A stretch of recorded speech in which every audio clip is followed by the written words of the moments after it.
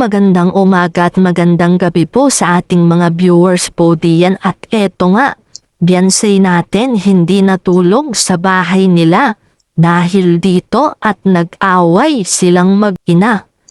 At so yun nga mga kalingap, dahil nga sa hindi nila nagustuhan, dito merong tampuhan. Ano kaya itong nangyari na dahilan? So yan po yung ating aalamin ngayon.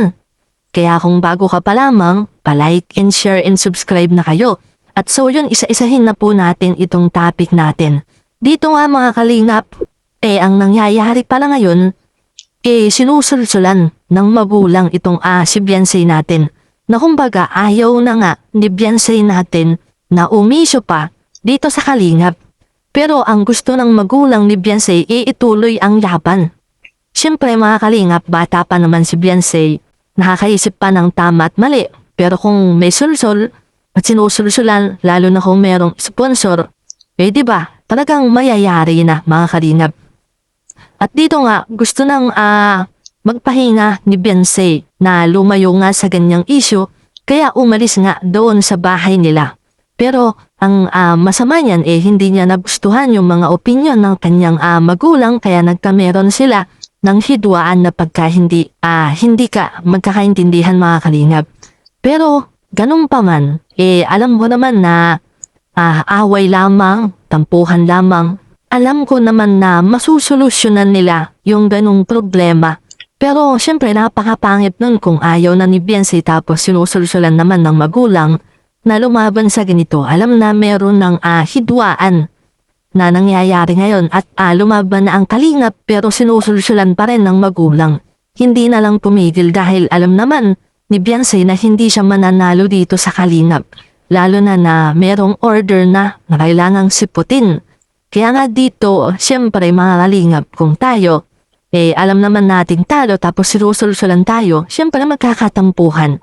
Alam naman natin na maraming tampuhan na nangyayari dahil sa mga ganyan na gusto, tapos ayaw ng tao, di ba? Pero ngayon, bahala sila sa nangyayari nila kung ano yung susolusyonan nila na mangyayari. Pero alam mo naman na babalik si Beyonce na hindi naman talaga totoong aalis yan dahil pumunta lamang si Beyonce sa kanyang kaibigan at doon natulog mga kalingap. Dahil nga sa nangyari na pagsusulsol, umalis itong si Beyonce natin. Pero alam ko naman na magpapakumbaba uli itong magulang ni Beyonce dahil si Beyonce naman talaga ang bumubuhay sa kanila at nagbigay ng magandang buhay. Bakit hindi pa tumigil ang magulang ni Beyonce natin sa pagsusulsol? Siguro may sumusulsol din sa magulang ni Beyonce para labanan. Alam naman natin kung sino yan mga kalingap. Totoo po talaga yan, diba? At syempre alam din naman po natin na talagang noon pa man ay talagang patuloy po silang sumusunod sa mga taong nanunulsol. Dahil siguro sila yung tao na tipong walang paninindigan. Ayaw kumilala, ayaw pahalagahan yung mga taong tunay na tumulong po sa kanila. Yan nga po yung kalingap. Na sina Kuya Bal, si Kalingap Rab, diba? Lalo pa nga po ngayon mga kalingap na talagang lumalabas na ang tunay na ugali ni Beyonce. At ngayon nga po ay nasasaksihan na po natin yung mga pruweba na ginagawa po ni Beyonce na halos wala na nga po siyang pakialam kung may mga tao man po siyang nasasagasaan dahil sa pagsunod nga po sa mga taong nanunulsol sa kanya. Ayan, nandyan nga po si Kapisota, talagang yung kanilang pagkukulab.